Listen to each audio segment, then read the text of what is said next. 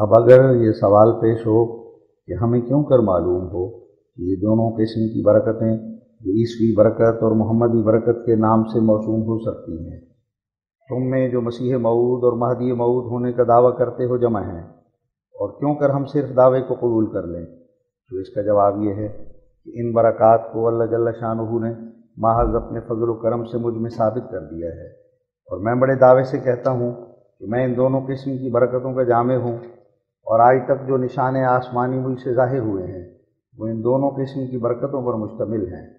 یہ تو معلوم ہے کہ محمدی برکتیں معارف اور اسرار اور نکات اور کلم جامعہ اور بلاغت اور فصاحت ہے، تو میری کتابوں میں ان برکات کا نمونہ بہت کچھ موجود ہے۔ براہین احمدیہ سے لے کر آج تک جس قدر متفرق کتابوں میں اسرار اور نکات دینی خدا تعالی نے میری زبان پر باوجود نہ ہونے کسی استاد کے جاری کیے ہیں، اور جس قدر میں نے اپنی عربیت میں باوجود نہ پڑھنے علم ادب کے بلاغت اور فصاحت کا نمونہ دکھایا ہے، اس کی نظیر اگر موجود ہے تو کوئی صاحب پیش کریں۔ مگر انصاف کی پابندی کے لیے بہتر ہوگا کہ اول تمام میری کتابیں براہین احمدیہ سے لے کر فریاد درد یعنی کتاب البلاغ تک دیکھ لیں، اور جو کچھ ان میں معارف اور بلاغت کا نمونہ پیش کیا گیا ہے اس کو ذہن میں رکھ لیں، اور پھر دوسرے لوگوں کی کتابوں کو تلاش کریں اور مجھ کو دکھلاویں کہ یہ تمام امور دوسرے لوگوں کی کتابوں میں کہاں اور کس جگہ ہیں، اور اگر نہ دکھلا سکیں تو پھر یہ امر ثابت ہے کہ محمدی برکتیں اس زمانے میں خارق عادت کے طور پر مجھ کو عطا کی گئی ہیں، جن کے روح سے مہدی موعود ہونا میرا لازم آتا ہے، کیونکہ جیسا کہ خدا تعالی نے بغیر انسانی توسط کے یہ تمام برکتیں حضرت صلی اللہ علیہ وسلم کو عنایت فرمائیں، جن کی وجہ سے آپ کا نام مہدی ہوا، یعنی آپ کو بلا واسطہ کسی انسان کے محض خدا کی ہدایت نے یہ کمال بخشا، ایسے ہی بغیر انسانی توسط کے یہ روحانی برکتیں مجھ کو عطا کی گئیں، اور یہی مہدی موعود کی نشانی اور حقیقت مہدویت ہے۔ رہی عیسوی برکتیں جن سے مراد یہ ہے کہ انسانوں کو اپنی دعا اور توجہ سے مشکلات سے رہائی دینا، بیماریوں سے صاف کرنا اور دشمنوں سے خلاصی دینا اور فقر و فاقہ سے چھڑانا اور برکات عامہ دنیاوی کے پیدا ہونے کا موجب ہونا، تو اس میں بھی میں کمال دعوے سے کہتا ہوں کہ جس قدر خدا تعالی نے میری ہمت اور توجہ اور دعا سے لوگوں پر برکات ظاہر کی ہیں اس کی نظیر دوسروں میں ہرگز نہیں ملے گی، اور عنقریب خدا تعالی اور بھی بہت سے نمونے ظاہر کرے گا، یہاں تک کہ دشمن کو بھی سخت ناچار ہو کر ماننا پڑے گا۔ میں بار بار یہی کہتا ہوں کہ یہ دو قسم کی برکتیں جن کا نام عیسوی برکتیں اور محمدی برکتیں ہیں مجھ کو عطا کی گئی ہیں۔ میں خدا تعالیٰ کی طرف سے علم پا کر اس بات کو جانتا ہوں کہ جو دنیا کی مشکلات کے لیے میری دعائیں قبول ہو سکتی ہیں دوسروں کی ہرگز نہیں ہو سکتی، اور جو دینی اور قرآنی معارف، حقائق اور اسرار ما لوازم بلاغت اور فصاحت کے میں لکھ سکتا ہوں دوسرا ہرگز نہیں لکھ سکتا۔ اگر ایک دنیا جمع ہو کر میرے اس امتحان کے لیے آوے تو مجھے غالب پائے گی۔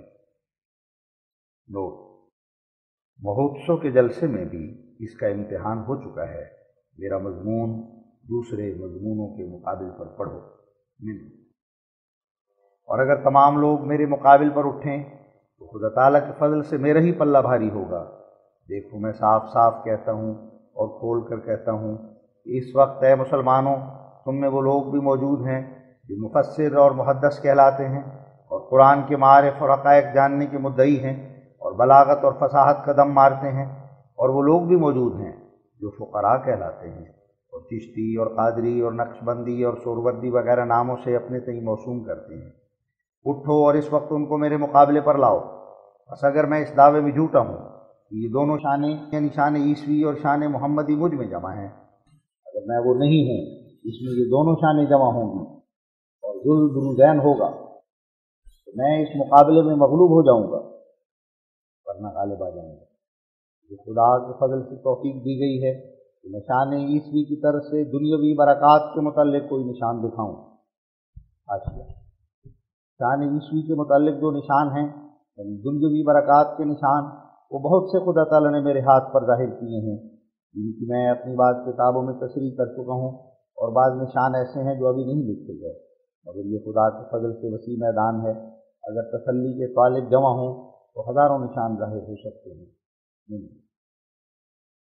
یا شان محمدی کی طرف سے حقائق و معارف اور نکات اور اسرار شریعت بیان کروں اور میدان بلاغت میں قوت ناطقہ کا گھوڑا دوڑاؤں، اور میں یقین رکھتا ہوں کہ اب خدا تعالیٰ کے فضل سے اور محض اسی کے ارادے سے زمین پر بجز میرے ان دونوں نشانوں کے جامع اور کوئی نہیں ہے۔ اور پہلے سے لکھا گیا تھا کہ ان دونوں نشانوں کے جامع ایک ہی شخص ہوگا جو آخر زمانے میں پیدا ہوگا، اور اس کے وجود کا آدھا حصہ عیسوی شان کا ہوگا اور آدھا حصہ محمدی شان کا۔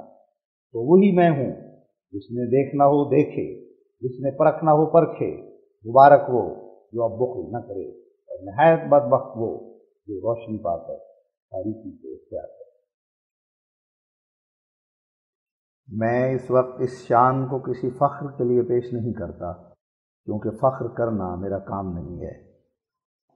میں اس دھوپ کی طرح ہوں جو آفتاب سے نیچے گرتی اور پھر آفتاب کی طرف کھینچی جاتی ہے، بلکہ اس لیے پیش کرتا ہوں کہ ایک دنیا بدظنی سے تباہ ہوتی جاتی ہے۔ لوگ ایک ایسے مسیح کے منتظر ہو رہے ہیں جس کا دنیا میں آنا ختم نبوت کے مخالف، قرآن کے مخالف، سنن سابقہ کے مخالف، عقل کے مخالف اور فرشتوں کے ساتھ مری طور پر اترنا قرآن کی ان آیات کے مخالف ہے جن میں یہ لکھا ہے کہ جب فرشتے مری طور پر اتریں گے تو ایمان نفع نہیں دے گا۔ عیسائی سلطنت کے وقت میں مسیح کا آنا ضروری تھا، جیسا کہ حدیث یکسر الصلیبہ کا مفہوم ہے، اور اب پنجاب میں 60 سال سے بھی زیادہ عیسائی سلطنت پر گزر گیا، اور مسیح کا آنا اس قوم کے عہد اقبال میں آنا ضروری تھا جس کی لڑائیاں اور اکثر اور کام آگ کے ذریعے سے ہوں گے، اور اسی وجہ سے وہ یاجوج ماجوج کہلائیں گے۔ اب دیکھو کہ مدت سے اس قوم کا غلبہ اور اقبال ظاہر ہو چکا۔ سوچنے والے سوچ لیں، اور مسیح موعود کا صدی کے سر پر آنا ضروری تھا، اور صدی میں سے بھی 15 برس گزر گئے۔ اس صدی مصیبت زدہ پر تعجب کہ بقول مخالفین کوئی مجدد بھی نہیں آیا جو فتن موجودہ کے قلقمہ کے لیے کھڑا ہوتا۔ تو محض ہمدردی خلائق کی وجہ سے یہ دعویٰ ما دلائل پیش کیا گیا ہے تاکہ کوئی بندہ خدا اس میں غور کرے، اور قبل اس کے جو پیغام اجل پہنچے خدا کے ارادے اور مرضی کا تابع ہو جائے۔ کیا یہ انسان کا کام ہے کہ عین اس وقت پر جھوٹا دعویٰ کرے جس میں خدا کا کلام اور رسول کا کلام کہہ رہا ہے کہ کوئی سچا آنا چاہیے، اور اس کے مقابل پر کوئی سچا ظاہر نہ ہو، حالانکہ خدا کے مقرر کردہ موسم اور وقت نسیم صبا کی طرح گواہی دے رہے ہیں کہ یہ کسی سچے کے مبعوث ہونے کا وقت ہے، نہ جھوٹے مفتری کذاب کا وقت، کیونکہ خدا کی غیرت جھوٹے کو ہرگز یہ موقع نہیں دیتی کہ سچے کے وقتوں اور علامتوں سے فائدہ اٹھا سکے۔ کہاں ہے وہ سچا جس کو صدی کے سر پر آنا چاہیے تھا؟ کہاں ہے وہ سچا جس کو غلبہ صلیب کے وقت میں آنا چاہیے تھا؟ کہاں ہے وہ سچا جس کے صحت دعویٰ پر رمضان کے خسوف کسوف نے گواہی دی؟ کہاں ہے وہ سچا جس کی تصدیق کے لیے جاوا کی آگ نکلی؟ کہاں ہے وہ سچا جس کے ظہور کی علامت ظاہر کرنے کے لیے یاجوج ماجوج کی قوم ظاہر ہوئی، یعنی اس قوم کا ظہور ہوا جو اپنی تمام مہمات میں عجیز یعنی آگ سے کام لیتی ہے۔ اس کی لڑائیاں آگ سے ہیں، اس کے سفر آگ کے ذریعے سے ہیں، ان کی ہزاروں کلیں آگ کے ذریعے سے چلتی ہیں۔ اس لیے خدا نے اپنی مقدس کتابوں میں ان کا نام آتشی قوم یعنی یاجوج ماجوج رکھا، جو پانیوں کے قریب رہتے اور آگ سے کام لیتے ہیں۔ اب کہو کہ جب کہ اس سچے مسیح اور سچے مہدی کی تمام علامتیں ظاہر ہو گئیں تو پھر وہ مسیح موعود کہاں ہے؟ کیا خدا کے وعدے نے تخلف کیا؟ حاشا وکلا، بلکہ وہ تم میں موجود ہے جس کو تم نے شناخت نہیں کیا۔ وہ آگ والوں کے ساتھ آگ سے نہیں بلکہ پانی سے لڑے گا، جو اوپر سے آتا اور دلوں میں سچائی کا سبزہ اگاتا اور پیاسوں کو ٹھنڈک پہنچاتا ہے۔ قولو، دو حلیوں کا بیان جو احادیث میں ہے، یہ ایک رویا اور کشف ہے، اس لیے جیسا کہ خوابوں کے حالات ہوتے ہیں، ایک حلیہ دو حلیوں کے رنگ میں نظر آ سکتا ہے۔ اقول، یہ رسول کریم صلی اللہ علیہ وسلم کے کشف اکمل اور اتم پر بدگمانی ہے۔ اس پر تمام اسلامی فرقوں کا اتفاق ہے کہ پیغمبر خدا صلی اللہ علیہ وسلم کا کشف اور خواب وہی ہے، اور اگر وہی میں اختلاف ہو تو اس سے تمام شریعت درہم برہم ہو جائے۔ اس لیے حضرت صلی اللہ علیہ وسلم کی رویا کی شان میں ایسا گمان کرنا سخت بے ادبی ہے، اس سے توبہ کرنی چاہیے۔ اگر وہی نبوت میں کبھی کچھ بیان ہو اور کبھی کچھ، تو اس سے امان اٹھ جاتا ہے۔ اللہ تعالیٰ فرماتا ہے وَلَوْ كَانَ مِنْ عِنْدِ غَيْرِ اللَّهِ لَوَجَدُوا فِي اخْتِلَافًا كَثِيرًا النساء 83 فتأمل۔ قولو، ہر ایک نبی کی شہادت نبی ہی دیتا چلا آیا ہے۔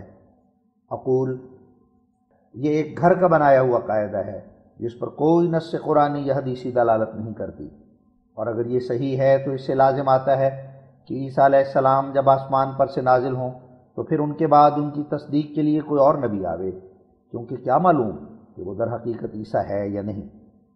نوٹ: بالخصوص جبکہ یہ بھی آثار میں ہے کہ مہدی اور اس کی تمام جماعت مسیح موعود وغیرہ کو کافر ٹھہرایا جائے گا، تو اس حالت میں حسب اقرار تمہارے کسی اور نبی کے آنے کی نہایت ضرورت ہے تا علماء مکفرین کو کافر اور کاذب ٹھہرا دے اور عیسیٰ کو سچا نبی قرار دے۔ منہ دنیا ایمان بالغیب کی جگہ ہے، کوئی مبعوث ہو کچھ نہ کچھ پردہ ضرور ہوتا ہے، پھر اس نبی کی تصدیق کے لیے کوئی اور نبی آنا چاہیے، بس اس سے تسلسل پیدا ہوگا اور وہ باطل ہے، اور جو امر مستلزم باطل ہو وہ بھی باطل ہے، مع سوائے اس کے نصوص حدیثیہ قرآنیہ کی روح سے اہل کرامت کی تصدیق اہل معجزہ کی تصدیق کے قائم مقام ہے، کیونکہ کرامت بھی رسول مطبوع کا معجزہ ہے، اور بموجب حدیث صحیح کے محدث کا الہام بھی وحی کے نام سے موسوم، اور مثل وحی انبیاء علیہ السلام کے دخل شیطان سے پاک اور خدا کی وحی ہے، اور جب وہ بھی خدا کی وحی ہے تو جو خدا کے منہ سے نکلا ہے اس کی شہادت اسی رنگ کی ہے جیسا کہ انبیاء علیہ السلام کی شہادت۔ پھر یہ بھی سوچو کہ کیا دنیا میں کسی مسلمان کا اعتقاد ہو سکتا ہے کہ جب تک مسیح موعود نہیں آئے گا اس وقت تک حضرت صلی اللہ علیہ وسلم کی نبوت معرض شک میں ہے اور مسیح کی گواہی کی محتاج ہے؟ اور اگر فرض کریں کہ مسیح نہ آوے اور گواہی نہ دے، یہ کس قدر بہودہ خیال ہے اور قریب ہے کہ کفر ہو جائے۔ مسیح موعود کا آنا اس لیے نہیں کہ نعوذ باللہ حضرت صلی اللہ علیہ وسلم کی نبوت ابھی ثابت نہیں، اس کی گواہی سے ثابت ہوگی، بلکہ اس لیے ہے کہ تا وہ مجددوں کے رنگ میں ظاہر ہو اور فتنہ صلیبیہ کو دور کر کے دنیا میں توحید اور توحیدی ایمان کا جلال ظاہر کرے۔ قولو، ہمارے نبی صلی اللہ علیہ وسلم کی نبوت کے لیے ایک نبی شاہد کی ضرورت ہے۔ اقول، ایسا ہی اس نبی شاہد کی نبوت کے لیے کسی اور نبی کی ضرورت ہے۔ وقس علی ھذا، اور ہزار حیف ہے ان لوگوں کے ایمان پر جن کے نزدیک ابھی ہمارے نبی صلی اللہ علیہ وسلم کی نبوت ثابت نہیں ہوئی، بلکہ جب مسیح آئے گا اور گواہی دے گا تب ثابت ہوگی۔ قولو، مسیح نبی ہو کر نہیں آئے گا، امتی ہو کر آئے گا، مگر نبوت اس کی شان میں مضمر ہوگی۔ اقول، جبکہ شان نبوت اس کے ساتھ ہوگی اور خدا کے علم میں وہ نبی ہوگا تو بلا شبہ اس کا دنیا میں آنا ختم نبوت کے منافی ہوگا، کیونکہ در حقیقت وہ نبی ہے اور قرآن کی روح سے حضرت صلی اللہ علیہ وسلم کے بعد کسی نبی کا آنا ممنوع ہے۔ قولو، نبی کا مثیل نبی ہوتا ہے۔ اقول، تمام امت کا اس پر اتفاق ہے کہ غیر نبی بروز کے طور پر قائم مقام نبی ہو جاتا ہے۔ یہی معنی اس حدیث کے ہیں علماء امتی کا انبیاء بنی اسرائیل، یعنی میری امت کے علماء مثیل انبیاء ہیں۔ دیکھو حضرت صلی اللہ علیہ وسلم نے علماء کو مثیل انبیاء قرار دیا، اور ایک حدیث میں ہے کہ علماء انبیاء کے وارث ہیں، اور ایک حدیث میں ہے کہ ہمیشہ میری امت میں سے 40 آدمی ابراہیم کے قلب پر ہوں گے۔ اس حدیث میں حضرت صلی اللہ علیہ وسلم نے ان کو مثیل ابراہیم قرار دیا، اور اللہ تعالیٰ قرآن شریف میں فرماتا ہے اهدنا الصراط المستقیم صراط الذین انعمت علیہم، الفاتحہ 6-7۔ اس جگہ تمام مفسر قائل ہیں کہ صراط الذین انعمت علیہم کی ہدایت سے غرض تشبہ بالانبیاء ہے، جو اصل حقیقت اتباع ہے، اور صوفیوں کا مذہب ہے کہ جب تک انسان ایمان اور اعمال اور اخلاق میں انبیاء علیہ السلام سے ایسی مشابہت پیدا نہ کرے کہ خود وہی ہو جائے، تب تک اس کا ایمان کامل نہیں ہوتا اور نہ مرد صالح ہو سکتا ہے۔ بس نہایت ظلم اور خیانت ہے کہ قبل اس کے کہ دین کی کتابوں کو دیکھا جائے، دنیا داروں کی مقدم آبازی کی طرح ایک خود تراشیدہ بات پیش کی جائے۔ خدا نے انبیاء علیہ السلام کو اس لیے اس دنیا میں بھیجا ہے کہ تا دنیا میں ان کے مثیل قائم کرے۔ اگر یہ بات نہیں تو پھر نبوت لغو ٹھہرتی ہے۔ نبی اس لیے نہیں آتے کہ ان کی پرستش کی جائے، بلکہ اس لیے آتے ہیں کہ لوگ ان کے نمونے پر چلیں اور ان سے تشبہ حاصل کریں اور ان میں فنا ہو کر گویا وہی بن جائیں۔ اللہ تعالیٰ فرماتا ہے قُلْ إِن كُنتُمْ تُحِبُّونَ اللَّهَ فَاتَّبِعُونِي يُحْبِبْكُمُ اللَّهُ، آل عمران 32۔ بس خدا جس سے محبت کرے گا کون سی نعمت ہے جو اس سے اٹھا رکھے گا، اور اتباع سے مراد بھی مرتبہ فنا ہے جو مسیل کے درجے تک پہنچاتا ہے، اور یہ مسئلہ سب کا مانا ہوا ہے اور اس سے کوئی انکار نہیں کرے گا مگر وہی جو جاہل، سفیہ یا ملحد بے دین ہوگا۔ قولو، مسیح کے دوبارہ آنے پر ایک یہ دلیل ہے کہ اللہ تعالیٰ فرماتا ہے وجیہاً فی الدنیا والآخرہ، آل عمران 46۔ اور حضرت مسیح نے اس زمانے میں جب کہ وہ یہودیوں کے لیے مبعوث ہوئے عزت نہیں پائی، اس لیے ماننا پڑا کہ پھر وہ آئیں گے، تب دنیا کی وجاہت ان کو نصیب ہوگی۔ اقول، یہ خیال بالکل بیہودہ ہے۔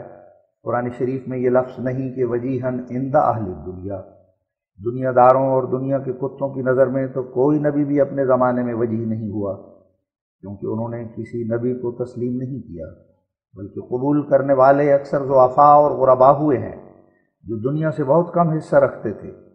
سو آیت کے یہ معنی نہیں کہ پہلے زمانے میں عیسیٰ کو دنیا کے رئیسوں اور امیروں اور کرسی نشینوں نے قبول نہ کیا، لیکن دوسری مرتبہ قبول کریں گے، بلکہ قرآن کے عام محاورے کی روح سے آیت کے یہ معنی ہیں کہ دنیا میں بھی راست بازوں میں مسیح کی عزت ہوئی اور وجاہت مانی گئی، جیسا کہ یحییٰ نبی نے ان کو ماں اپنی تمام جماعت کے قبول کیا اور ان کی تصدیق کی، اور بہتوں نے تصدیق کی، اور قیامت میں بھی وجاہت ظاہر ہوگی۔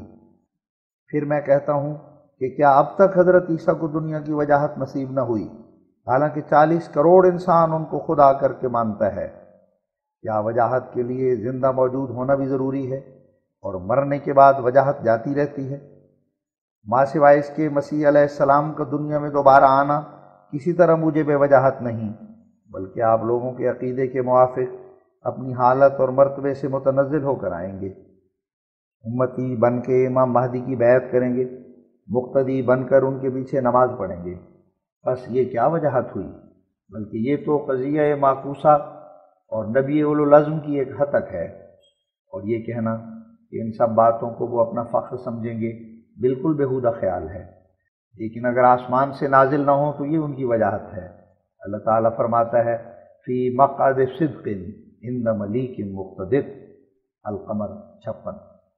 غرض واپس آنے میں کوئی وجاہت نہیں، بلکہ بقول شیخ سعدی سخت است پس از جاہ تحکم بردن، دوسرے کے حکم کے نیچے اسلام کی خدمت کریں گے۔ اور مجدد صاحب اپنے مکتوبات میں لکھتے ہیں کہ علماء اسلام ان کے منکر ہو جائیں گے اور قریب ہے کہ ان پر حملہ کریں۔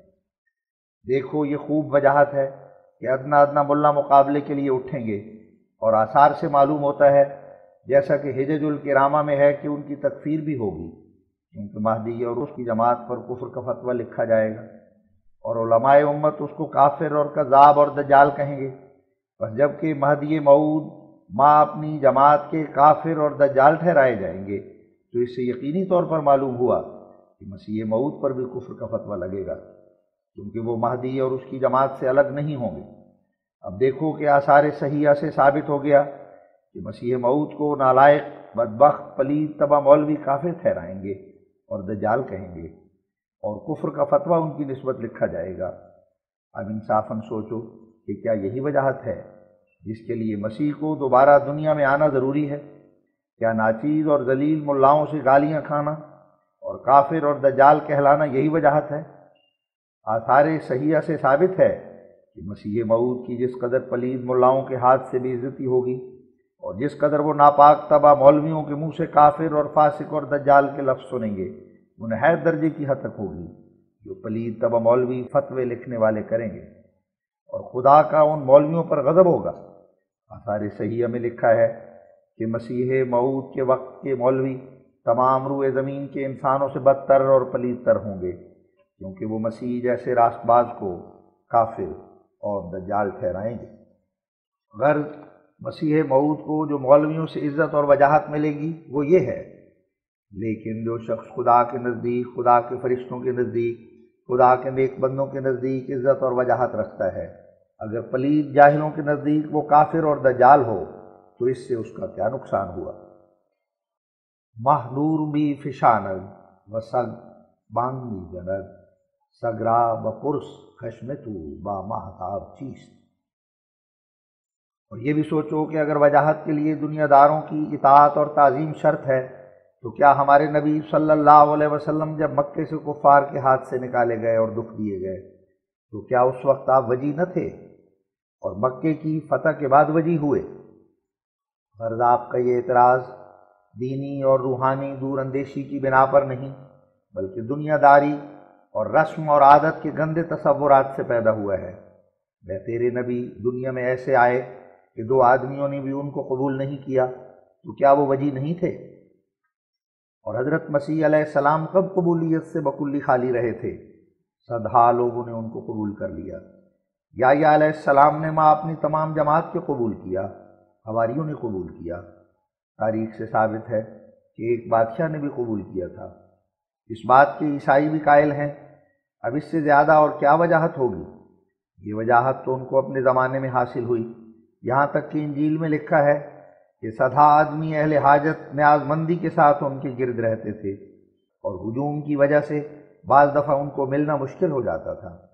اور اگرچہ بعض مولوی یہودیوں نے ان کو کافر کہا، مگر جس زور شور سے مسیح موعود کی تکفیر ہوئی، ایسی تکفیر حضرت عیسیٰ کی نہیں ہوئی، بلکہ انجیل سے ثابت ہے کہ اکثر کفار کے دلوں میں بھی حضرت عیسیٰ کی وجاہت تھی، اور پھر موت کے بعد تو وہ وجاہت ہوئی کہ خدا بنائے گئے۔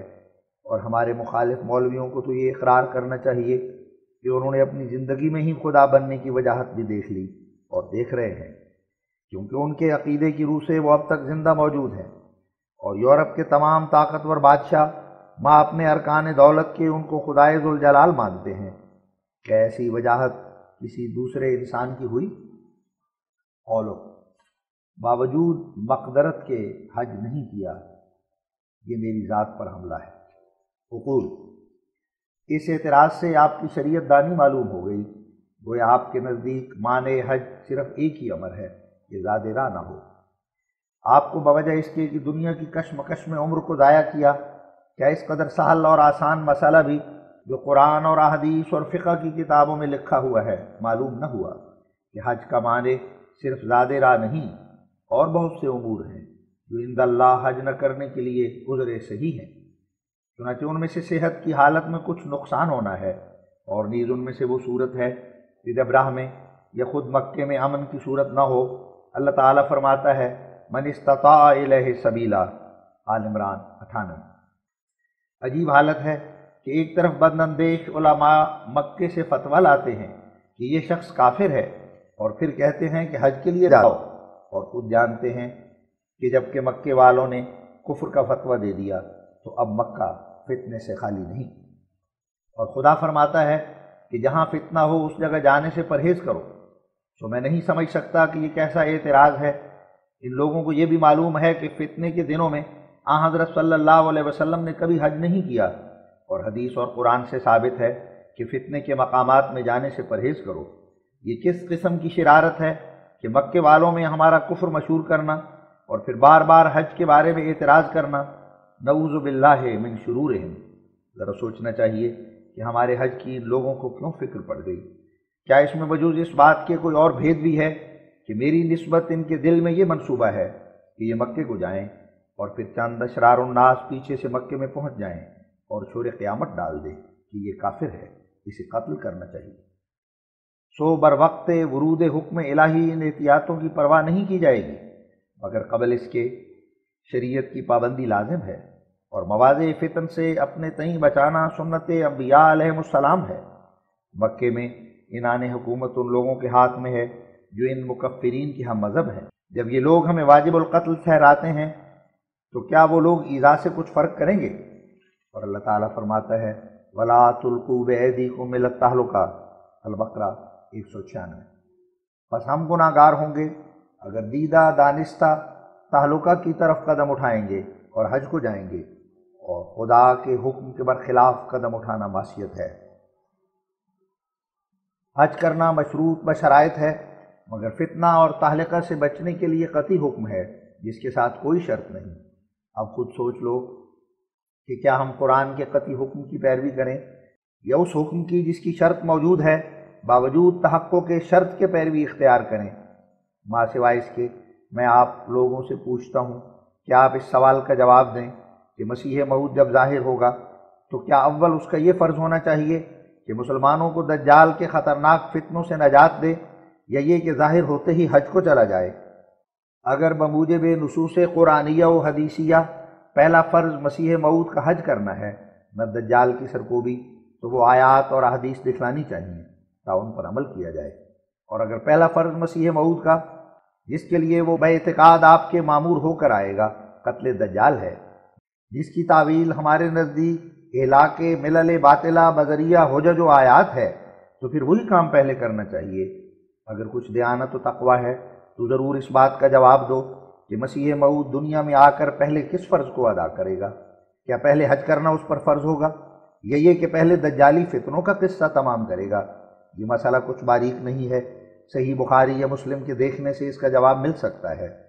اگر رسول اللہ صلی اللہ علیہ وسلم کی یہ گواہی ثابت ہو کہ پہلا کام مسیح موعود کا حج ہے تو لو ہم بہرحال حج کو جائیں گے ہرچہ بعد آباد، لیکن پہلا کام مسیح موعود کا استیصال فتن دجالیہ ہے، تو جب تک اس کام سے ہم فراغت نہ کر لیں حج کی طرف رخ کرنا خلاف پیشگوئی نبوی۔ ہمارا حج تو اس وقت ہوگا جب دجال بھی کفر اور دجل سے بعد آ کر طواف بیت اللہ کرے گا۔ اس جگہ کوئی یہ اعتراض نہ کرے کہ ازالہ اوہام میں یہ لکھا ہے کہ دجال کا طواف بدنیتی سے ہوگا جس طرح چور گھروں کا طواف بدنیتی سے کرتا ہے۔ اب یہ بیان اس کے مخالف ہے، کیونکہ دجال در حقیقت ایک گروہ مفسدین کا نام ہے جو زمین پر شرک اور ناپاکی پھیلانا چاہتے ہیں۔ بس قرآن اور احادیث پر نظر عمیق کرنے سے یہی معلوم ہوتا ہے کہ اگرچہ ایک گروہ دجالین قیامت تک اسی فکر میں رہیں گے کہ حق کو نقصان پہنچاویں، اور ان کا طواف چوروں کے طواف سے مشابہ ہے جو رات کو گھروں کا طواف کرتے ہیں، لیکن وہ گروہ جن کو خدا بصیرت اور ہدایت بخش دے گا ان کا طواف ایمان اور ہدایت پانے سے ہوگا۔ جو اصل معنی حدیث کے یہی ہیں کہ حدیث طواف دجال کے دونوں پہلو پر پوری ہوگی، چنانچہ واقعات خارجیہ بھی اس کی گواہی دے رہے ہیں۔ بعض عیسائی اسلام کے لیے تیار معلوم ہوتے ہیں اور دلوں میں وہ عیسائی مذہب سے علیحدہ ہو گئے ہیں، اور بعض چوروں کی طرح خانہ خدا کی ویرانی کی فکر میں ہیں اور طرح طرح کے مکر کر رہے ہیں۔ کیونکہ بموجب حدیث صحیح کے وہی وقت مسیح موعود کے حج کا ہوگا۔ دیکھو وہ حدیث جو مسلم میں لکھی ہے کہ آن حضرت صلی اللہ علیہ وسلم نے مسیح موعود اور دجال کو قریب قریب وقت میں حج کرتے دیکھا۔ یہ مت کہو کہ دجال قتل ہوگا، کیونکہ آسمانی حربہ جو مسیح موعود کے ہاتھ میں ہے کسی کے جسم کو قتل نہیں کرتا، بلکہ وہ اس کے کفر اور اس کے باطل عذرات کو قتل کرے گا، اور آخر ایک گروہ دجال کا ایمان لا کر حج کرے گا۔ سو جب دجال کو ایمان اور حج کے خیال پیدا ہوں گے وہی دن ہمارے حج کے بھی ہوں گے۔ اب تو پہلا کام ہمارا جس پر خدا نے ہمیں لگا دیا ہے دجالی فتنے کو ہلاک کرنا ہے۔ کیا کوئی شخص اپنے آقا کی مرضی کے برخلاف کام کر سکتا ہے؟ قولو آتھم کی پیشگوئی غلط نکلی۔ اقول لعنت اللہ علی الکاذبین، آتھم کی پیشگوئی شرطی تھی، اور شرط سے مصلحت الہی یہی تھی کہ تا آتھم اس سے فائدہ اٹھاوے اور نیز کچے لوگوں کا امتحان ہو جائے۔ سو آتھم نے دلی رجوع کر کے اور رجوع کے نشان دکھلا کر شرط سے فائدہ اٹھا لیا۔ قسم اور نالش سے اس نے انکار کیا۔ پھر الہام کے مطابق ہمارے آخری اشتہار سے 6 ماہ بعد مر گیا۔ اگر پیشگوئی جھوٹی نکلی تھی تو اب آتھم کہاں ہے؟ اے نا انصاف لوگو، میں کہاں تک بار بار تمہیں سمجھاؤں؟ ان رسالوں کو دیکھو جو آتھم کے بارے میں نے شائع کیے ہیں۔ خدا نے آتھم کو اپنے الہام کے مطابق مار دیا، خدا نے آتھم کو خاک میں ملا دیا، اور تم کہتے ہو کہ پیشگوئی جھوٹی نکلی۔ میں حیران ہوں کہ یہ کیسی سمجھ ہے، ان دلوں کو کیا ہو گیا اور کیسے پردے پڑ گئے؟ اس پیشگوئی کی نسبت تو رسول اللہ صلی اللہ علیہ وسلم نے بھی خبر دی تھی اور مکذبین پر نفرین کی تھی، اور براہین احمدیہ میں بھی ایک مدت پہلے اس پیشگوئی کی طرف اشارہ کیا گیا ہے۔ کیا ضرور نہ تھا کہ آتھم شرط کے موافق زندہ رہتا؟ ہاں، قطعی الہام دوسرا تھا جس کے بعد وہ جلد فوت ہو گیا، بہرحال خدا کا کام دیکھو، اس نے اپنی پیشگوئی کی عزت کے لیے آتم کو نہ چھوڑا۔ افسوس ان لوگوں پر کہ جو ایسے سری نشان سے منہ پھیرتے ہیں۔ قولو، لیکرام کی پیشگوئی میں اس کے قتل ہونے کی تصریح نہیں۔ اقول لعنت اللہ علی الکاذبین، آؤ ہمارے روبرو ہماری کتابیں دیکھو جن میں متفرق مقامات میں یہ پیشگوئی درج ہے، پھر اگر تصریح ثابت نہ ہو تو اسی جلسے میں آپ کو 200 روپیہ انعام دیا جائے گا۔ قولو، پیشگوئی سے لیکرام کی بے عزتی نہیں ہوئی بلکہ شہید قوم اس کو خطاب ملا، اس کے متعلقین کے لیے 1000 روپیہ چندہ جمع کیا گیا۔ اقول، اس سے ہماری پیشگوئی کی اور بھی شان بڑی ہے، کیونکہ یہ بھی ایک جنگ تھا، اور ظاہر ہے کہ فریق مخالف کے جس سپاہی کو قتل کیا جائے اور اس سپاہی کو مخالف فریق کے لوگ بڑے بہادر اور بڑا شجاع قرار دیں اور ایک بڑا آدمی اس کو سمجھا جائے تو وہ تمام تعریف قاتل کی ہوتی ہے جس نے ایسے بہادر کو مارا۔ سو اگر لیکرام کو مارے جانے کے بعد ایک ذلیل اور قسم پرصد سمجھا جاتا تو بلا شبہ اس سے ہماری پیشگوئی کی وقت کم ہوتی، کیونکہ یہ سمجھا جاتا کہ جس پر پیشگوئی پوری ہوئی وہ کوئی بڑا آدمی نہیں ہے اور سید رقیق ہے جو قابل تعریف نہیں، مگر اب تو لیکرام کو اس کی قوم نے بڑی عظمت دے دی، اور اب یہ واقعہ مقتول کی حیثیت کی روح سے بھی قابل عظمت ہو گیا۔ خود سوچ کر دیکھو کہ اگر ایک پیشگوئی ایک بادشاہ کی نسبت پوری ہو اور دوسری ایک بھنگن عورت کی نسبت، تو کون سی پیشگوئی جلد شہرت پاتی اور عظمت اور تعجب کی نظر سے دیکھی جاتی ہے؟ تو چونکہ لیکرام کو بڑا آدمی بنایا گیا ہے، اس لیے بخیال وجوہات بالا میں اس قدر خوش ہوں کہ اندازہ نہیں کر سکتا، اور میں جانتا ہوں کہ یہ کام خدا تعالیٰ نے کیا ہے اور ہندوؤں کے دلوں میں اس کی عظمت ڈال دی، تا ایک نامی آدمی کی نسبت پیشگوئی متصور ہو کر اس کا اثر بڑھ جائے اور صفحہ روزگار سے مٹ نہ سکے۔ اب جب تک عزت کے ساتھ لیکرام کو یاد کیا جائے گا تب تک یہ پیشگوئی بھی ہندوؤں کو یاد رہے گی۔ غرض لیکرام کو عزت کے ساتھ یاد کرنا پیشگوئی کی قدر و منزلت کو بڑھاتا ہے۔ اگر پیشگوئی کسی چوڑے چوار اور نہایت ذلیل انسان کی نسبت ہوتی تو کیا قدر ہوتی؟ میں پہلے اس خیال سے غمگین تھا کہ پیشگوئی تو پوری ہوئی، مگر ایک ایسے معمولی شخص کی نسبت کہ جو پشاور میں 7-8 روپے کا پولیس کے محکمے میں نوکر تھا، لیکن جب میں نے سنا کہ مرنے کے بعد اس کی بہت عزت کی گئی تو وہ میرا غم خوشی کے ساتھ بدل گیا، اور میں نے سمجھا کہ اب لوگ خیال کریں گے کہ ایسے معمولی آدمی پر میری دعاؤں کا حملہ نہیں ہوا بلکہ اس پر ہوا جس پر تمام قوم مل کر روئی، جس کے مرنے پر بڑا ماتم ہوا، جس کے مرثیے بنائے گئے، جس کی یادگار کے لیے بہت سا روپیہ اکٹھا کیا گیا۔ تو یہ خدا کا احسان ہے کہ اس طرح پر اس نے پیشگوئی کو عظمت دے دی۔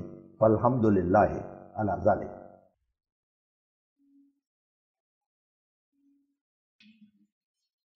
قولو، خسوف کی حدیث موضوع ہے۔ اقول، کسی شیطان نے آپ کو دھوکہ دیا ہے۔ وہ حدیث نہایت صحیح ہے اور صرف دارقطنی میں نہیں بلکہ حدیث کی اور کتابوں میں بھی ہے، اور شیعہ میں بھی ہے اور اہل سنت میں بھی۔ ماں سوائے اس کے یہ اصول محدثین کا مانا ہوا ہے کہ اگر کسی حدیث کی پیشگوئی پوری ہو جائے اور بالفرض اگر اس حدیث کو موضوع ہی سمجھا گیا تھا تو پوری ہونے کے بعد وہ صحیح حدیث سمجھی جائے گی، کیونکہ خدا نے اس کی سچائی پر گواہی دی، کیونکہ خدا کے سوا غیب کی کسی کو طاقت نہیں۔ حاشیہ، قرآن شریف میں ہے فَلَا يُظْهِرُ عَلَىٰ غَيْبِهِ أَحَدًا إِلَّا مَنِ ارْتَضَىٰ مِن رَسُولٍ، الجن 27-28۔ یعنی کامل طور پر غیب کا بیان کرنا صرف رسولوں کا کام ہے، دوسرے کو یہ مرتبہ عطا نہیں ہوتا۔ رسولوں سے مراد وہ لوگ ہیں جو خدا تعالیٰ کی طرف سے بھیجے جاتے ہیں، خواہ وہ نبی ہوں یا رسول یا محدث اور مجدد ہوں۔ منو، حدیث کا علم ایک ظنی علم ہے۔ بسا اوقات ایک حدیث صحیح ہوتی ہے اور ممکن ہے کہ دراصل صحیح نہ ہو، اور بسا اوقات ایک حدیث موضوع سمجھی جاتی ہے اور آخر وہ سچی نکلتی ہے، اور یہ حدیث تو کئی طریقوں سے ثابت ہے۔ بس اب اس کو موضوع کہنا صریح ایمان سے ہاتھ دھونا ہے۔ اگر شک ہو تو ہمارے سامنے آؤ اور کتابیں دیکھ لو۔ علاوہ اس کی یہ کیسی حماقت ہے کہ جب حدیث میں ایسی پیشگوئی تھی جس پر سوا خدا کے اور کوئی قادر نہیں ہو سکتا، اور وہ پیشگوئی پوری ہو گئی، تو کیا اب بھی اس حدیث کی صحت میں شک رہا؟ قولو، عربی تصنیفات کے بے نظیری کا دعویٰ غلط ہے۔ کیونکہ قرآن کے سوا یہ دعویٰ انجیل، زبور اور احادیث نبوی نے بھی نہیں کیا۔ اقول، میں بھی لکھ چکا ہوں کہ امام آخر الزمان کے لیے ضروری تھا کہ وہ ذو البروزین ہو اور عیسوی برکات اور محمدی برکات اس میں پائی جائیں، اور یہ دونوں برکات اس کے سچا ہونے کی علامتیں تھیں۔ جو ہمارے نبی صلی اللہ علیہ وسلم کو ایک یہ معجزہ بھی دیا گیا تھا کہ قرآن شریف جو افصح الکلم ہے حضرت صلی اللہ علیہ وسلم کو عطا ہوا۔ جو ضرور تھا کہ مہدی، جس کا نام بروز کے طور پر احمد اور محمد رکھا گیا، اس معجزے کا بھی وارث ہو۔ بس اسی وجہ سے یہ آج ذلی طور پر اس معجزے کا وارث کیا گیا۔ اور اس بات میں کون سا حرج اور دینی نقص ہے کہ اللہ تعالیٰ وہ امور جو کسی زمانے میں معجزے کے رنگ میں ظاہر ہوئے تھے اب کرامت کے رنگ میں ظاہر فرمائے۔ اور کرامت دراصل نبی مطبوع کا معجزہ ہی ہوتا ہے۔ ہمیں اس سے کیا غرض ہے کہ انجیل کا کلام بطور معجزے کے نہیں یا توریت کا کلام بطور معجزے کے نہیں۔ نوٹ: انجیل، توریت دونوں محرف ہیں۔ اب ان کتابوں کی بلاغت، فصاحت کی نسبت کوئی رائے ظاہر کرنا ممتنعات میں سے ہے۔ ہمیں اپنے نبی علیہ السلام سے غرض ہے۔ اب خلاصہ جواب یہ ہے کہ جب کہ یہ ایک ضروری امر تھا کہ تمام برکات محمدیہ سے مہدی آخر الزمان کو حصہ ملے، لہذا یہ امر بھی واجب تھا کہ جیسا کہ حضرت صلی اللہ علیہ وسلم جامع الکلم اور فصیح اور بلیغ تھے اور آپ کا کلام تمام کلاموں پر فائق تھا، خصوصاً قرآن شریف تو ایک بے مثل معجزہ تھا، ایسا ہی مہدی آخر الزمان بھی فصاحت بلاغت سے حصہ پاوے۔ تو اس ضرورت کے لیے اس عاجز کو بلاغت محمدیہ میں سے حصہ دیا گیا، اور یہ امر تو ایسا ضروری تھا کہ اگر یہ نہ دیا جاتا تو اس حالت میں یہ اعتراض ہو سکتا تھا کہ باوجود دعوی مہدویت کے جو نبوت محمدیہ کا ذل ہے، کیوں بلاغت محمدیہ میں سے حصہ نہیں دیا گیا؟ نئی صورت میں اعتراض کرنا کہ جب کہ خدا تعالیٰ کے فضل نے اس بلاغت کاملہ اور فصاحت تامہ سے حصہ دے دیا، اور یہ خیال بھی سخت غلطی اور گستاخی ہے کہ حضرت صلی اللہ علیہ وسلم کا کلام معمولی انسانوں کی طرح تھا، کیونکہ اگرچہ قرآن شریف اعلیٰ درجے کا معجزہ ہے، لیکن حضرت صلی اللہ علیہ وسلم کا کلام بھی دوسرے انسانوں پر سطح طرح فوقیت رکھتا اور ایک قسم کا معجزہ تھا۔ اور حضرت صلی اللہ علیہ وسلم کو بلاغت اور کلم جامع عطا کیے گئے تھے، اور بلا شبہ نسبتی طور پر جناب صلی اللہ علیہ وسلم کا معمولی کلام بھی معجزے کی حد تک پہنچا ہوا تھا۔ قولو براہین احمدیہ کا بقیہ نہیں چھاپتے۔ اقول، اس توقف کو بطور اعتراض پیش کرنا محض لغو ہے۔ قرآن شریف بھی باوجود کلام الہی ہونے کے 23 برس میں نازل ہوا۔ پھر اگر خدا تعالیٰ کی حکمت نے بعض مسالے کی غرض سے براہین کی تکمیل میں توقف ڈال دی تو اس میں کون سا حرج ہوا؟ اور اگر یہ خیال ہے کہ بطور پیشگی خریداروں سے روپیہ لیا گیا تھا تو ایسا خیال کرنا بھی حمق اور ناواقفی کے باعث ہوگا، کیونکہ اکثر براہین احمدیہ کا حصہ مفت تقسیم کیا گیا ہے، اور بعض سے 5 روپیہ اور بعض سے 8 آنے تک قیمت لی گئی ہے، اور ایسے لوگ بہت کم ہیں جن سے 10 روپے لیے گئے ہوں، اور جن سے 25 روپے لیے گئے وہ صرف چند آدمی ہیں۔ پھر باوجود اس قیمت کے جو ان حصص براہین احمدیہ کے مقابل پر جو منتبہ ہو کر خریداروں کو دیے گئے ہیں کچھ بہت نہیں ہے، بلکہ عین موضوع ہے۔ اعتراض کرنا سراسر کمینگی اور سفاہت ہے۔ لیکن پھر بھی ہم نے بعض جاہلوں کے ناحق کے شور و غوغا کا خیال کر کے 2 مرتبہ اشتہار دے دیا کہ جو شخص براہین احمدیہ کی قیمت واپس لینا چاہے وہ ہماری کتابیں ہمارے حوالے کرے اور اپنی قیمت لے لے۔ چنانچہ وہ تمام لوگ جو اس قسم کی جہالت اپنے اندر رکھتے تھے انہوں نے کتابیں بھیج دیں اور قیمت واپس لے لی، اور بعض نے کتابوں کو بہت خراب کر کے بھیجا، مگر پھر بھی ہم نے قیمت دے دی۔ اور کئی دفعہ ہم لکھ چکے ہیں کہ ہم ایسے کمینہ تبوں کی ناز برداری کرنا نہیں چاہتے اور ہر ایک وقت قیمت واپس دینے پر تیار ہیں۔ چنانچہ خدا تعالیٰ کا شکر ہے کہ ایسے دنی الطبع لوگوں سے خدا تعالیٰ نے ہم کو فراغت بخشی، مگر پھر بھی اب مجدداً ہم یہ چند سطور بطور اشتہار لکھتے ہیں کہ اگر اب بھی کوئی ایسا خریدار چھپا ہوا موجود ہے کہ جو غائبانہ براہین کی توقف کی شکایت رکھتا ہے تو وہ فی الفور ہماری کتابیں بھیج دے، اور ہم اس کی قیمت جو کچھ اس کی تحریر سے ثابت ہوگی اس کی طرف روانہ کر دیں گے۔ اور اگر کوئی باوجود ہمارے ان اشتہارات کے اب بھی اعتراض کرنے سے باز نہ آوے تو اس کا حساب خدا تعالیٰ کے پاس ہے۔ اور شہزادہ صاحب یہ تو جواب دیں کہ انہوں نے کون سی کتاب ہم سے خریدی اور ہم نے اب تک وہ کتاب پوری نہ دی اور نہ قیمت واپس کی۔ یہ کس قدر ناخدا ترسی ہے کہ بعض پرکینہ ملانوں کی زبانی بے تحقیق اس بات کو سننا اور پھر اس کو بطور اعتراض پیش کر دینا۔ قولو، گورنمنٹ کی خوشامد کرتے ہیں۔ اقول، یہ خوشامد نہیں ہے، یہ وہ حق ہے جو ہر ایک نمک حلال رعیت کو ادا کرنا چاہیے۔ بے شک گورنمنٹ برطانیہ کا ہم پر ایک حق عظیم ہے کہ ہم نے ان کے زیر سایہ آ کر ہزاروں آفتوں سے امن پایا۔ سدا طرح کہ ہمیں اس گورنمنٹ کے ذریعے سے فوائد حاصل ہوئے، پھر یہ بدذاتی ہوگی کہ اس قدر احسانات دیکھ کر سرکشی کے مادے کو اپنے دل میں رکھیں۔ قولو، راولپنڈی والا بزرگ وہمی اور بزدل ہے، اس لیے اس کے حق میں پیشگوئی کر دی۔ اقول، لعنت اللہ علی الکاذبین، اگر وہ بزرگ بزدل ہوتا تو مرد میدان بن کر ہزاروں کے مخالف ہو کر ہماری تصدیق کیوں کرتا؟ آج کل ہماری طرف اخلاص کے ساتھ آنا گویا آگ پر قدم رکھنا ہے، بس یہ ہمت کسی بزدل کا کام نہیں ہے بلکہ بہادروں اور پہلوانوں کا کام ہے۔ ماں سوائے اس کے خود بزرگ موصوف کو الہام ہوا اور اس نے خدا کا نشان دیکھا، اس لیے اس نے راست بازوں کی طرح حق کو قبول کیا۔ افسوس، یہ زمانہ کیسا نابکار زمانہ ہے کہ جو لوگ خدا سے ڈرتے اور حق کو قبول کرتے اور خدا کے نشانوں کو دیکھ کر سچائی کی طرف دوڑتے ہیں، ان کا نام بزدل رکھا جاتا ہے اور ان کو بدی سے یاد کیا جاتا ہے۔ اور جو لوگ در حقیقت بزدل ہیں اور مردار دنیا کے لیے حق کی طرف نہیں آتے تا دنیا داروں کی زبان سے آزار نہ اٹھاویں، وہ اپنے تئیں بہادر سمجھتے ہیں۔ یہ تمام جوابات ان اعتراضات کا جواب ہیں جو شہزادہ عبد المجید خان صاحب نے شہزادہ والا گوہر صاحب کی کتاب سے انتخاب کر کے اس خط میں لکھے ہیں جو ہماری طرف بھیجا ہے، جس کو ہم نے ان اعتراضات سے پہلے چھاپ دیا ہے۔ وہ اصل خط ہمارے پاس موجود ہے اور ہم یقین رکھتے ہیں کہ شہزادہ عبد المجید خان صاحب نے وہی لکھا ہے جو شہزادہ والا گوہر صاحب کی کتاب میں دیکھا یا ان کے منہ سے سنا ہے۔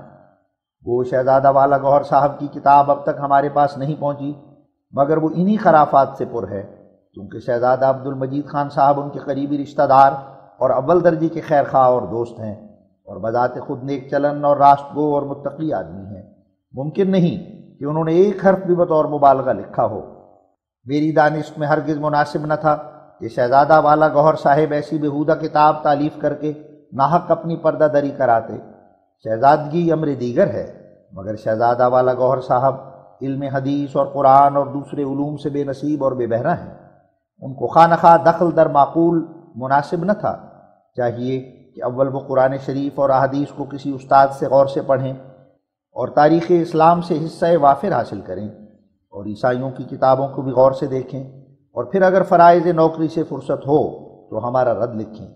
ایسی قابل شرم اور بےہودہ کتاب جلا دینے اور تلف کر دینے کے لائق ہے۔ بہتر ہو کہ وہ اب بھی اس نصیحت پر کار بند ہو جائیں اور ہرگز اس کو شائع نہ کریں اور اندر ہی اندر ضائع کر دیں۔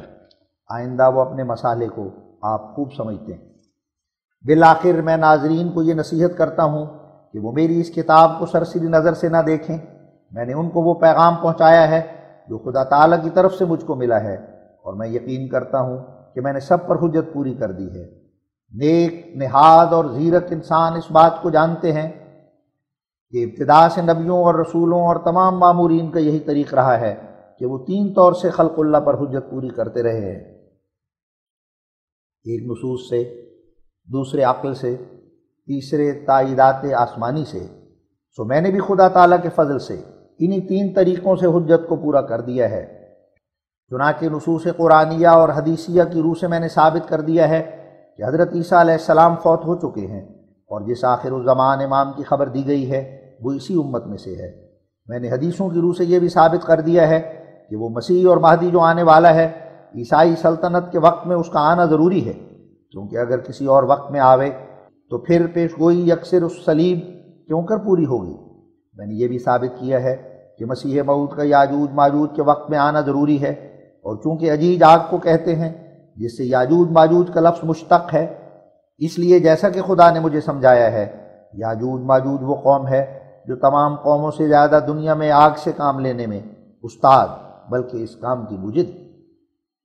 اور ان ناموں میں یہ اشارہ ہے کہ ان کے جہاز، ان کی ریلیں، ان کی کلیں آگ کے ذریعے سے چلیں گی، اور ان کی لڑائیاں آگ کے ساتھ ہوں گی، اور وہ آگ سے خدمت لینے کے فن میں تمام دنیا کی قوموں سے فائق ہوں گے، اور اسی وجہ سے وہ یاجوج ماجوج کہلائیں گے۔ تو وہ یورپ کی قومیں ہیں جو آگ کے فنون میں ایسے ماہر اور چابک اور یکتائی روزگار ہیں کہ کچھ بھی ضرور نہیں کہ اس میں زیادہ بیان کیا جائے۔ پہلی کتابوں میں بھی جو بنی اسرائیل کے نبیوں کو دی گئیں، یورپ کے لوگوں کو ہی یاجوج ماجوج ٹھہرایا ہے، بلکہ ماسکو کا نام بھی لکھا ہے جو قدیم پایہ تخت روس تھا۔ سو مقرر ہو چکا تھا کہ مسیح موعود یاجوج ماجوج کے وقت میں ظاہر ہوگا، اور نصوص قرآنیہ اور حدیثیہ میں یہ بھی لکھا ہے کہ مسیح کے زمانے میں اونٹوں کی سواری اور بار برداری ترک کی جائے گی۔ اس قول میں یہ اشارہ تھا کہ کوئی ایسی سواری ظاہر ہوگی جس سے اونٹوں کی حاجت نہیں رہے گی۔ میں نے یہ بھی ثابت کر دیا ہے کہ خدا تعالیٰ کی مصلحت اور حکمت کے روح سے ایک ایسے انسان کا آخری زمانے میں آنا ضروری تھا جو برکات عیسویہ اور برکات محمدیہ کا جامع ہو، اور اسی کی یہ دو نام احمد مہدی اور عیسیٰ مسیح ہیں۔ غرض میں نے نصوص کے روح سے خدا تعالیٰ کی حجت اس زمانے کے لوگوں پر پوری کر دی ہے، ایسا ہی عقل کے روح سے بھی میں نے حجت کو پورا کیا ہے۔ اس بات کے لکھنے کی چندہ حاجت نہیں کہ جس پہلو پر خدا تعالیٰ نے ہمیں قائم کیا ہے اسی پہلو کی عقل بھی مصدق ہے، اور عقل کے پاس اس بات کا کوئی نمونہ نہیں کہ انسان فرشتوں کے کاندھوں پر ہاتھ رکھ کر آسمان سے اترے۔ ایسا ہی میں نے آسمانی تائیدوں اور غیبی نشانوں سے اپنا سچا ہونا ثابت کیا ہے، اور یہ ایک ایسا امر ہے جو انسان کی طاقت سے باہر ہے۔ جس طرح کوئی آمنے سامنے کھڑے ہو کر دشمن کے ساتھ مقابلہ کرتا ہے، ایسا ہی خدا تعالیٰ نے میری تائید میں کیا ہے، جس قطعی اور یقینی طور پر اب لوگوں نے نشان دیکھے۔ یہ نمونہ نبوت کے زمانے کے بعد کبھی کسی کی آنکھ میں نہیں دیکھا۔ خدا نے کھلے کھلے طور پر اپنا زور بازو دکھلایا، اور بہت سے نشان غیب گوئی اور قدرت نمائی کے دکھلائے۔ شریر اور مفسد اور ناپاک طبع چاہتے ہیں کہ خدا کے ان نشانوں کو خاک میں ملا دیں، مگر خدا ان نشانوں کو قوموں میں پھیلائے گا اور ان کے ساتھ اور نشان ملائے گا۔